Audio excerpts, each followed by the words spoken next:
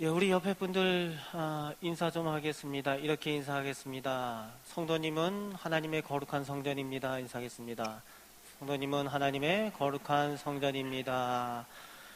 예, 여러분, 우리는 하나님께서 예배 받으시는 또 우리가 성령께서 거하는 하나님의 성전인 줄 믿습니다. 오늘 우리가 거룩한 예배자로 서야 되는데 얼마나 나는 내 생각이 나의 삶이 하나님 앞에서 거룩하여져 가고 있습니까? 하나님께서 기뻐하시는 예배자가 되시고 성전이 되시는 성도들 되시길 바랍니다. 얼마 전에 한 집사님 한 분이 찾아왔었습니다. 그래서 이런 얘기를 해요. 목사님, 어젯밤에 제가 꿈을 꿨는데 꿈속에서 큰 뱀이 나타났었어요. 근데 그 뱀이 다리가 달렸더라고요. 그런데 그 꿈이 뭔지 몰라서 동생한테 얘기했더니 동생이 그 꿈을 자기한테 팔라고 했다는 겁니다. 여러분, 무슨 꿈일까요? 예, 무슨 꿈일까요? 예, 용꿈이라고 그러더라고요. 전 잘 모르는데. 그래서 동생이 그 꿈을 팔라 그래서 그럼 사가라고 그렇게 얘기를 했는데 그 동생이 묻더라는 겁니다. 그 뱀이 입에 여주가 있었냐 없었냐 이걸 묻더라는 거예요.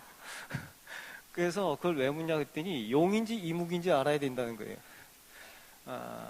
그래서 목사님 그거 어떻게 생각하세요? 그래서 제가 그랬습니다. 잘합니다. 예수 믿는 사람 그런 거 몰라도 됩니다. 그렇게 얘기를 했는데 여러분, 쓸데없는 생각이지 않습니까? 그게 용이든지 이묵이든지 무슨 상관이 있습니까? 여러분, 우리가 가지고 있는 꿈이 있습니까? 또 오늘 우리가 이루어가는 어떤 꿈이 있습니까? 그 꿈이 무엇입니까?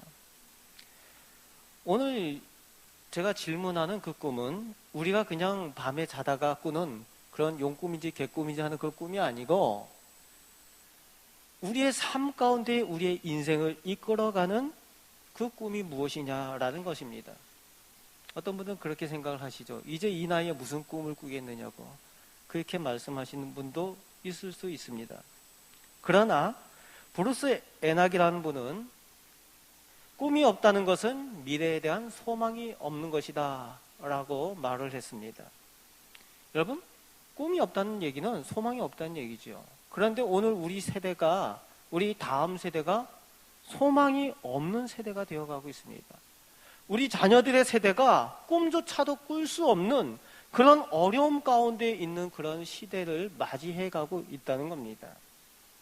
여러분, 우리 자녀들이 꿈을 꾸고 우리 믿는 이들이 꿈을 꾸고 그 꿈을 이루어가는 소망이 있는 우리 시대와 우리 다음 세대가 되길 바랍니다.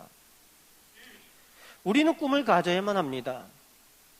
우리는 믿는 이들이기 때문에 그렇습니다. 믿는 이들이기 때문에 더욱 꿈을 가져야만 합니다. 그럼 우리가 가져야 될 진정한 꿈은 무엇이겠습니까? 또 하나님의 백성이 말하는 그 꿈은 무엇이겠습니까? 그리고 왜 또 꿈을 가져야만 하겠습니까? 미국 민주주의의 한 획을 그었던 흑인 한 분이 있습니다. 마틴 루터 킹 주니어라는 목사님이신데 그 목사님께서 유명한 말을 한 것이 아직까지도 많은 사람들이 이야기를 하죠. I have a dream. 나는 한 꿈을 가졌습니다. 흑인들이 차별당하는 미국 사회에서 인권 문제도 암울한 시대에서 그런 꿈을 꾼다는 거예요. 나는 우리의 아이들이 피부색에 상관없이 함께 뛰어노는 그 꿈을 꾸고 있습니다 라고 말합니다. 그리고 그가 그 고백 끝에 그는 이 꿈은 하나님께서 나에게 주셨습니다 라고 고백을 하고 있습니다. God gave me this dream. 그래서 그 꿈이 사명이 되고 이 목사님은 평생 그 꿈을 쫓아서 살았습니다. 여러분, 꿈은 단지 꿈이 아니라 사명이라는 겁니다. 여러분들이 꾸는 꿈은 무엇입니까? 여러분들이 쫓아서 사는 꿈은 무엇입니까? 나의 평생을 이끄는 그 꿈이 무엇이냐는 겁니다. 왜 꿈을 가져야 하고 그 꿈의 목적이 무엇입니까? 여러분, 신앙생활을 한다고 하면서 꿈이 없는 분들이 있어요. 믿음 생활을 한다고 하면서도 아무 생각 없이 그저 신앙생활 교회 왔다 갔다 하는 분들이 있습니다. 여러분, 다른 말로 꿈이 없다는 얘기는요, 사명이 없다는 얘기와 마찬가지입니다.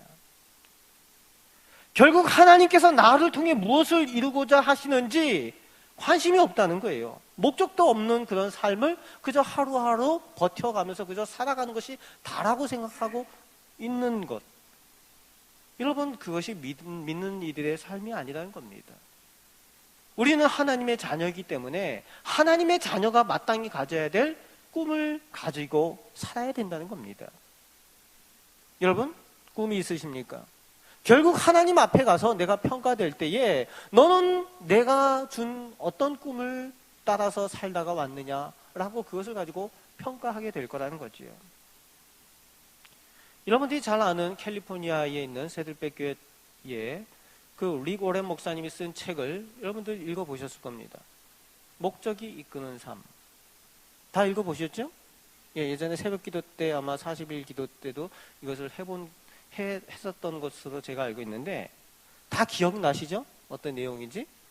예, 웃으시는데 목적이 이끄는 삶. 혹시 아직까지 한 번도 안 읽어보셨다라는 분이 있으면 한번 읽어보시길 바랍니다. 그리고 읽었는데 아무 생각이 안 난다. 그러면 죄송하지만 시간을 내셔라도 다시 한번 읽어보시길 바랍니다. 결국 이 책에서 이야기하는 목적이 제가 말씀드렸던 그 꿈과 결국은 같은 이야기를 하고 있는 겁니다. 나를 이끄는 삶의 목적이 뭐냐? 나를 이끄는 꿈이 무엇이냐? 나를 이끄는 사명이 무엇이냐라고 묻고 있다는 겁니다. 여러분의 꿈은 무엇이고, 여러분의 삶의 목적은 무엇이고, 여러분의 사명은 무엇입니까? 또 우리 가정의, 우리 자녀의, 우리 교회의 꿈과 목적은 무엇입니까? 최근에 고등학교 학생 한 아이를 만나서 이렇게 이야기를 나눈 적이 있습니다. 이 아이가 매우 똑똑해요. 공부도 잘합니다. 공부도 잘하고 또 뛰어난 실력을 가지고 있습니다. 그래서 선생님들한테도 인정을 받습니다. 그리고 또 열심히 공부를 합니다. 하루에 4시간도 채 안 자면서까지 요즘 아이들답지 않게 그렇게 늦게까지 공부를 열심히 합니다. 그래서 이제 질문을 했습니다. 너는 나중에 무엇이 되고 싶니? 너의 꿈이 뭐니? 라고 질문을 했어요. 이 아이가 뭐라고 대답을 했을까요? 이 아이가 여러분들이 기대할 만한 그런 대답을 하더라고요. 제가 열심히 공부해서 학교를 졸업하겠습니다. 그래서 명문대를 입학할 겁니다. 그리고 그 명문대에 입학해서 고액과외를 하겠습니다. 그래서 고액과외를 해서 돈을 모으고 학교를 졸업하면 의사가 되든지 아니면 개인 사업을 해서 돈을 더 많이 벌 겁니다. 그리고 30세가 되기 전에 큰 좋은 건물을 사서 세를 받으며 쉬면서 살고 싶습니다. 그렇게 얘기를 합니다. 여러분, 그래서 꿈이 뭐라는 거예요? 건물주라는 겁니다. 건물주. 열심히 지금 공부를 하는 이유가 30세 때 돼서 건물 하나 사가지고 돈 많이 벌어서 30세 때부터는 이제 세 받아가면서 그냥 쉬면서 살겠다. 그게 꿈이라는 거예요. 그래서 제가 묻습니다. 좀 그렇지 않냐? 의사나 변호사 이렇게 좋은 외교관 이런 것들 좋은 직업들도 많고 검사 이런 거 직업들이 많은데 꼭 그거 해야 되겠느냐? 그러니까 뭐라고 얘기를 하는가 하면 힘들다는 거예요. 다 그 사람들 의사 변호사 하는 사람들 다 사무실 건물에 새 드는 거 아니냐고. 그래서 자기는 건물주가 좋다는 거예요. 그래서 건물주가 최고라는 겁니다. 여러분 웃으시는데요. 심각한 얘기입니다. 우리 자녀들의 현실이라는 거지. 우리 자녀들이 가지고 있는 현실이라는 겁니다. 여러분, 더 큰 문제는 뭡니까? 거기에 하나님이 없어요. 이웃도 없습니다. 엄밀히 따지면은 이걸 꿈이라고 할 수가 없다는 거죠. 비전이 없다는 겁니다. 이게 우리 한국 사회의 현실이라는 겁니다. 남의 얘기가 아니죠.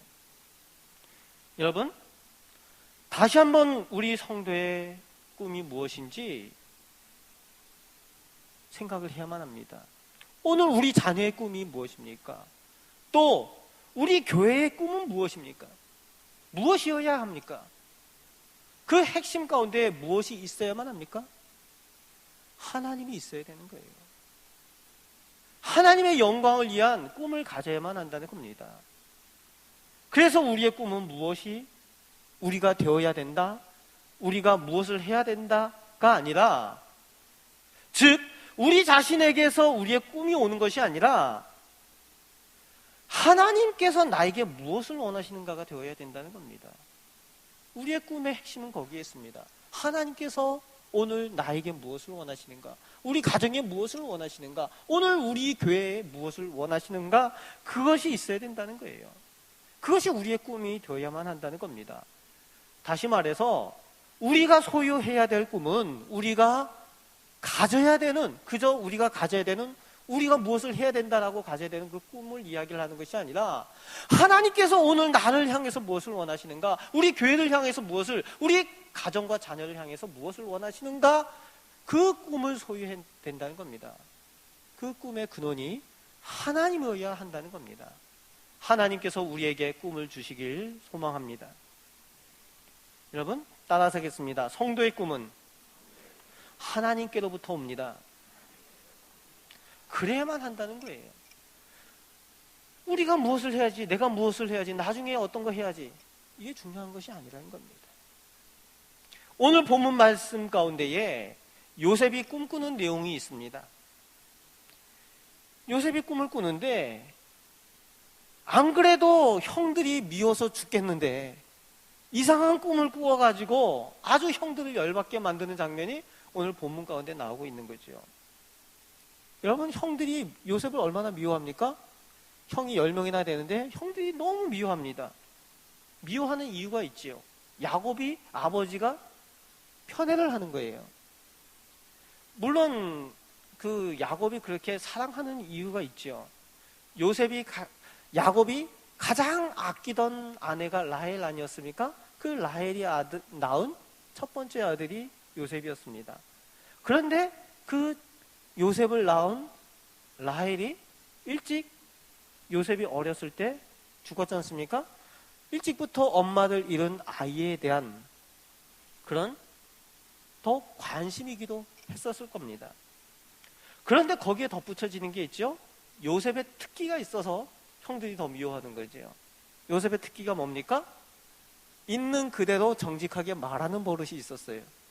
그래서 특히 아버지 야곱이 알고 싶어하는 일을 그대로 꼬치꼬치 형들에 대한 이야기를 아버지 야곱에게 고자질해 바치는 거지요. 아빠, 형들이 양치다가 땡땡이 치고 있어. 그대로 얘기를 하는 거죠. 아버지, 형들이 양 잡아서 꼬치구이 해 먹고 있어. 뭐 이런 얘기를 그냥 하는 거지요. 성품이 있는 그대로 올곧은 사람입니다. 그러니까 미움 사기에 충분한 겁니다. 그런 성품을 가지고 있는 사람이 요셉이죠. 그 성품이요, 나중까지 계속 이어지지 않습니까? 술 맡은 관원장, 떡 맡은 관원장이 자기 꿈꾼 얘기를 할 때에 저 같으면은 꿈을 알아도 죽게 될 사람한테는 너 죽는다 이 얘기를 못 할 것 같아요. 그런데 요셉은 그대로 얘기를 하지 않습니까? 미움 사기에 충분한 그런 성품을 가지고, 특기를 가지고 있는데, 거기다가 이상한 꿈을 꾸어서 형들의 정신을 계속 사납게 하는 거죠. 그 얘기를 하니까. 이게 오늘 본문의 내용입니다. 그런데 이 요셉이 이 꿈을 꾸고 싶어서 꾼 겁니까? 근원이 다른 거지요. 내가 이 꿈을 꾸고 싶어서 꾼 것이 아니라 하나님께로부터 이 꿈이 왔다는 거예요. 그래서 11절 말씀에 보니까 그의 형들은 시기하되, 형들은 못 모르고 화를 내고 시기를 하지만 그의 아버지는 그 말을 간직해 두었더라라고 기록을 하고 있습니다. 무슨 얘기입니까? 그의 아버지는 그 말을 간직해 두었더라. 무슨 얘기냐면은 이미 아버지 야곱은 그 꿈에 대한 경험자이기 때문에 그래요. 이 야곱이 이미 그 꿈에 대한 것들을 경험을 한 사람입니다. 야곱이 아버지 이삭을 속여서 축복권을 가로채가지고 에서 대신 축복을 받고 들통이 나가지고 도망을 가지 않습니까? 도망가다가 베델에서 사닥다리의 꿈을 꾸게 되지요. 그 꿈 가운데에 하나님께서 나타나셔서 축복하여 주시고 은혜 베푸시는 그 약속을 그 꿈 가운데 받게 되지요. 그리고 역시 야곱의 인생이 어땠습니까? 그때 받은 그 꿈에 이끌려서 그의 인생을 살았던 것이 야곱의 인생이었습니다. 그러니까 그 꿈의 경험자 야곱은 그 요셉이 꾼 꿈에 대해서 이야기할 때에 이것도 역시 하나님께로부터 왔을 것이다 라고 그 말을 간직했다는 겁니다. 여러분, 요셉의 꿈이 하나님께로부터 왔습니다. 그리고 그 꿈이 평생 요셉의 인생을 이끌었습니다. 그 꿈이 있었기에 요셉이 상상할 수 없는 고난과 고통 가운데 있음에도 불구하고 낙심하지 않고 실망도 하지 않고 불평도 하지 않고 그렇게 인생의 성공자가 되었습니다. 그 꿈이 그의 인생의 능력이 되었다는 겁니다. 여러분, 하나님의 꿈을 꾸시는 성도들 되시길 바랍니다. 그럴 때에 그 꿈이 우리 성도님들 하나님 나라 갈 때까지 그 꿈이 이끌어가고 그 꿈이 능력이 될 줄로 믿습니다. 여러분, 그 꿈이 있으십니까? 우리 중에 왜 이런 꿈이 없습니까? 우리 가운데 이런 꿈을 소유하지 못한 분들이 많이 있습니다. 왜 그렇습니까? 너무 피곤해서 밤에 깊이 잠을 자서 꿈을 못 꾸는 걸까요? 아니면 하나님께서 우리들에게 원하는 바가 없어서 꿈을 주시지 않는 걸까요? 그렇지 않다는 겁니다. 여러분, 어떻게 우리는 하나님께서 주시는 꿈을 소유할 수가 있습니까? 하나님께서 주시는 꿈을 소유해야 되는데 어떻게 그 꿈을 소유할 수가 있냐는 겁니다. 요셉의 특징을 살펴보겠습니다. 요셉이 꿈을 소유한 이유가 있어요. 요셉의 가장 큰 특징은 하나님께서 그와 함께 동행함으로 그가 형통한 자가 되어 라는 말씀이 성경 가운데 나오지요. 하나님께서 그와 함께 하심, 그리고 그가 형통한 자가 되어, 이 내용이 이 요셉에게 있어서는 별명과 같이 따라 붙는 내용입니다. 하나님이 그와 함께 계시고 그가 형통한 자가 되고, 공식처럼 그의 별명처럼 되어집니다. 여러분, 하나님께서 그와 동행하셨다는 거예요. 그런데 여기서 우리가 알아야 될 것은 요셉이 그냥 가만히 있는데 하나님께서 그저 요셉과 가까이 계시고 동행하셨겠느냐? 우리가 여기서 확실히 판단해야 될 일이 있습니다. 하나님께서 동행하시는 사람들의 특징은 하나님께서 함께 하신다와 동시에 나도 하나님께 가까이가 꼭 있다는 거예요. 내가 하나님과 함께라는 의지적인 믿음이 그곳에 있다는 겁니다. 여러분, 내가 그냥 가만히 있는데 하나님께서 함께 하신다, 이것이 아니라는 겁니다. 상호 가까이라는 거예요. 따라서 해보겠습니다. 상호 가까이, 서로 가까이, 하나님께서 나와 함께 가까이, 나도 하나님께 가까이, 그렇게 가까이 나아갈 때에 우리가 함께 동행이 된다는 겁니다. 이것이 하나님과 동행한 사람들의 특징입니다. 믿음의 조상 에녹에 대한 얘기를 창세기 5장 21절에서 24절까지 찾아볼 수가 있는데, 에녹이 하나님과 동행하더니 이렇게 표현하고 있습니다. 하나님이 에녹과 동행하더니 이게 아니라 에녹이 하나님과 동행하더니 라고 표현을 하고 있습니다. 여기서 동행의 주체가 하나님이 아니라 에녹으로 표현을 하고 있어요. 에녹이 하나님과 동행하더니. 여러분, 이것처럼 요셉은 늘 하나님과 늘 함께하는 의지적인 믿음을 소유한 사람입니다. 따라서 해보겠습니다. 의지적인 믿음. 의지적으로 하나님께 더 가까이 나아가는 믿음을 소유했던 사람이 요셉이라는 겁니다. 그 내용들이 곳곳에 나와요. 보디발의 아내가 요셉을 유혹을 하지 않습니까? 유혹을 할 때에 요셉이 뭐라고 대답을 하는가 하면은, 내가 어찌 하나님 앞에 범죄할 수가 있겠습니까? 라고 그 유혹을 뿌리칩니다. 하나님과 동행하는 그 의지적인 표현을 쓰고 있는 겁니다. 또 충분히 애매히 당하는 고난 가운데 있었습니다. 그죠? 애매히 당하는 고난들 아닙니까? 요셉이 겪는 고난들이. 그럼에도 불구하고 하나님께 원망할 수도 있는데 원망하지 않고 불평하지 않으며 더욱 하나님과 동행한 사람이 되었다라고 성경은 기록하고 있는 거지요. 또 꿈을 해석하는 일들을 잘했습니다. 꿈을 해석을 잘해서 잘 맞춘다. 그러면은 내가 잘났고 실력이 있다라고 할 수 있는데, 그는 늘 뭐라고 표현하는가 하면은, 이 꿈은 하나님께 속했습니다. 그 해석도 하나님께 있습니다. 누가 하신다? 하나님께서 하십니다. 라고 하나님께 영광을 돌리며, 의지적으로 하나님께 영광 돌리며 가까이 나아가는 이 요셉의 믿음을 바라보게 된다는 겁니다. 그리고 나중에 이후에 아버지 야곱이 별세한 후에 이 원수 같은 형들 앞에서 뭐라고 이야기를 합니까? 요셉의 고백이 정말 원수 같지 않을까요?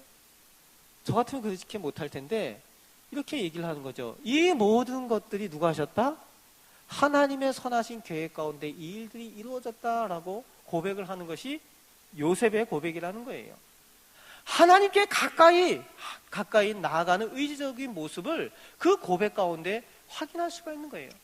내가 어려운 고난을 당하고 형들의 미움 가운데 이런 어려움을 당했는데도 하나님께서 이렇게 하셨습니다 라고 하는 의지적인 믿음을 표현하고 있는 겁니다. 여러분, 성경 가운데에 하나님과 동행하는 사람들의 특징이라는 겁니다. 이분들의 특징이 하나님이 무엇을 원하시는지 그것에 관심이 있어요. 하나님이 무엇을 원하시는지 알게 되니까 하나님께로부터 오는 그 꿈을 소유하게 된다는 겁니다. 그리고 그 꿈이 평생의 사명이 되고 평생 인생이 그 꿈에, 하나님의 꿈에 이끌려 살게 된다는 거예요. 하나님께 인정받는 인생이 될 수밖에 없고 하나님께서 복 주시고 동행할 수밖에 없는 인생이 된다는 겁니다. 여러분, 이런 인생 소유자 되시길 바랍니다. 하나님과 더욱 가까이 나아가시길 바랍니다. 하나님과 동행하시길 힘쓰시길 바랍니다. 하나님의 꿈을 소유한 우리 성도들이 되시길 바랍니다. 그렇다면 마지막으로 하나님의 꿈을 이제 어떻게 이루어 가야만 할까요? 하나님께부터 나에게 주어지는 꿈, 그 사명을 내가 가지게 됐다면 그 꿈을 어떻게 이루어 갈 수가 있겠습니까? 미국 물리학 교수 닥터 다스는 이런 얘기를 합니다. 오늘은 당신이 살아온 마지막 날이다. 하지만 동시에 당신이 앞으로 살아가야 할 날들 중에 가장 이른 시간이며 첫째 날이다 라고 오늘에 대해서 이야기를 합니다. 그래서 이 다슨이라는 교수님은 늘 새로운 꿈을 가지고 그 60이 넘은 그 나이에, 70이 가까이 된 나이에도 늘 새로운 도전을 합니다. 교수이면서 박사이면서 더 이상 할 것이 없을 것 같은데 방학 되면 늘 대학에서 학생으로 다시 등록을 하고 그 가운데에 철학이나 신학을 배우기도 하는 분이 이 다슨이라는 교수님이었다는 겁니다. 여러분, 하나님의 꿈을 어떻게 우리가 이루어 가야 할까요? 하나님의 꿈을 이루는 첫 번째는, 첫째, 성실함과 최선입니다. 따라서 하겠습니다. 성실과 최선. 하나님께서 주신 꿈을 이루어가는 일에 있어서 성실과 최선이 필요합니다. 하나님께서 허락하신 새로운 날들을 맞을 때에 이 시간들, 이 날들을 은혜로 여길 수 있어야 돼요. 새 날이 시작될 때에 그 날이 하나님께로부터 주어지는 은혜로 감사할 줄 알아야 된다는 겁니다. 그럴 때에 그 날들을 성실히 살아갈 수 있고 나에게 맡겨진 자리에서 최선을 다할 수가 있다는 겁니다. 여러분, 오늘 하루가 귀하십니까? 오늘 이 시간 예배 자리에 나오신 이 시간이 귀하십니까? 그것을 귀하게 여기고 감사하실 수 있으시길 바랍니다. 요셉은 원래 어떤 사람입니까? 부잣집 도련님 아니에요? 그 족장 시대에 그 큰 족장, 그 요셉의 가장 사랑받는 아들이 이 요셉 아니었습니까? 이 야곱의 아들? 그런데 이 족장이 가장 사랑받는 아들의 신분에서 노예로 팔려가야 되는 거죠. 부잣집 도련님에서 하루아침에 노예가 되는 신세 아닙니까? 그런데 이 요셉은 신세한타는 것이 아니라 어디에 있든지 최선을 다하고 성실했던 것을 성경 가운데 볼 수가 있는 겁니다. 보디발의 집에서 노예 생활할 때에, 또 감옥에 들어가서 죄수 생활할 때도 나에게 어떤 일들이 맡겨지든지 그곳에서 최선을 다했어요. 왜 그렇습니까? 이 모든 과정이 하나님께서 하나님의 꿈을 나를 통해서 이루시는 그 과정으로 요셉은 믿고 있었기 때문에 그렇습니다. 그렇기 때문에 성실하고 최선을 다할 수 있었다는 겁니다. 그 가운데 보너스가 있죠.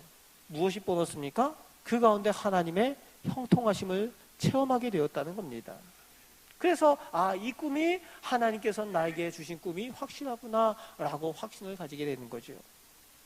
여러분, 하나님의 형통함을 체험하기 위해서는 우리가 최선을 다하고 성실히 무언가를 해야만 하는 거예요. 다른 말로 아무 일도 하지 않으면은 그 형통하심을 체험할 수가 없다는 겁니다. 성실하고 최선을 다할 때에 하나님의 형통하심을 체험하게 됩니다. 하나님의 꿈을 확신하게 됩니다. 그리고 하나님과 사람 앞에서 인정함을 받게 됩니다. 이런 은혜가 우리 가운데 있으시길 바랍니다. 또 하나님의 꿈을 이루는 다음 두 번째는 따라서 하겠습니다. 인내와 기다림. 인내하고 기다린다는 거예요. 하나님의 꿈이 언제 이루어집니까? 하나님의 꿈이 하나님의 때에 이루어집니다. 따라서 하겠습니다. 하나님의 꿈은 하나님의 때에 이루어집니다. 이것을 믿어야 됩니다. 요셉이 이것을 믿었습니다. 그래서 인내하고 기다릴 수가 있었습니다. 출애굽기 40장에 보면은 술 맡은 관원장과 떡 맡은 관원장이 말 그대로 왕의 미움을 사서 투옥이 되지요. 감옥에 들어오게 됩니다. 근데 똑같이 두 사람이 꿈을 꾸게 되는 거죠. 그래서 이 요셉에게 꿈을 해석을 해달라고 요청을 하게 됩니다. 그런데 신기합니다. 한 사람 꿈을 이야기를 하면은 얼추 그 사람 꿈을 얼추 맞출 수 있다고 하지만 두 사람이 꿈을 이야기를 할 때에 두 사람 다 꿈을 정확하게 요셉이 맞추고 있는 거지요. 한 사람이라는 우연이 될 수 있지만 두 사람을 다 정확하게 맞춥니다. 그래서 한 사람은 죽게 되고 한 사람은 복직이 되는데 이 술 맡은 관원장이라는 의미는요, 대단한 그 위치에 있다는 얘기입니다. 왕의 음식을 맡은 사람이라는 얘기거든요. 왕의 술을 담당한 사람이다. 옛날에 왕을 죽이려면은 제일 많이 쓰는 게 뭐였습니까? 독살 아닙니까? 그 술 맡은 관원장은 아무나 시키는 게 아니에요. 제일 왕이 신뢰하는 사람한테 시키는 거 아닙니까? 그래서 요셉이 이 술 맡은 관원장에게 내가 이러쿵저러쿵 해서 이렇게 억울하게 옥살이고 하고 있으니까 이 풀려나가면은 나의 억울함을 통해서 이것을 석방해달라고 이렇게 얘기를 합니다. 그런데 이 술 맡은 관원장이 석방대에서 나가서 어떻게 됐다고요? 복직이 되고 나서 성경은 까맣게 잊어먹었다 이렇게 되어 있습니다. 까맣게 잊어먹었다. 왜 잊어먹었습니까? 이 신기한 경험을 했잖아요. 이 꿈이 두 개가 두 사람의 꿈이 정확하게 맞는 것으로 봤습니다. 그리고 자신이 복직이 되었어요. 그것도 사흘 만에 정확하게. 그런데 그 요셉을 잊어버립니다. 기억조차도 하지 못해요. 왜 그렇습니까? 이 때가 하나님의 때가 아니었다는 거예요. 그런데 요셉의 태도는요, 이 술 맡은 관원장을 불러달라고 그렇게 요청을 하지도 않고요, 그 가운데 억울하다고 난동을 부리지도 않습니다. 오히려 끝까지 인내하고 하나님의 계획과 뜻을 기다리는 가운데에 결국 어떻게 됩니까? 그 꿈대로 하나님께서 그 꿈대로 이루어 주시는 그 날을 확인하게 되는 겁니다. 여러분, 오늘 여러분은 하나님의 사람들입니까? 오늘 하루를 살아가시면서 어떻게 인생을 살아가고 계십니까? 꿈을 소유하고 계십니까? 사명이 있으십니까? 꿈을 소유하시는 하나님의 백성이 꼭 되시길 바랍니다. 요엘 2장에 보면은 하나님의 영이 임할 때에 너희 자녀들이 예언을 할 것이요, 젊은이들이 환상을 보고 노인들이 꿈을 꾸며 라고 말씀하여 주고 있습니다. 또 창세기 41장 38절에 보면은 이 요셉에 대해서 애굽의 바로와 신하들이 요셉을 평가를 할 때 이렇게 평가합니다. 우리가 어디에서 하나님의 영에 감동된 이 같은 사람을 찾을 수 있겠느냐라고 표현을 합니다.